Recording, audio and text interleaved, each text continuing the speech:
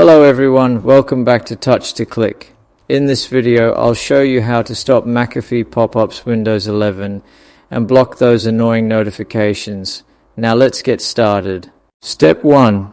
Open Google Chrome and click the three dots at the top right corner. This opens the main menu where you manage browser settings. Step 2. Click on Settings. This takes you to the page where you control privacy and permissions. Step 3. Select Privacy and Security from the left panel. This section manages how websites interact with your browser.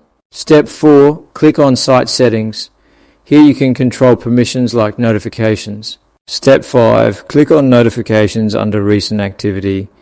You will see all websites allowed to send alerts. Step 6. Find any unwanted or suspicious websites and click on View Permissions and Data Stored Across Sites. This shows what access the site has. Step 7. Remove permissions for unwanted sites. This stops them from sending pop-ups. Step 8. Click on Delete All Data under Site Permissions. This clears saved settings for that site. Step 9. Confirm by clicking Delete. The McAfee pop-ups should now stop on Windows 11. Thanks for watching, and please subscribe to Touch to Click.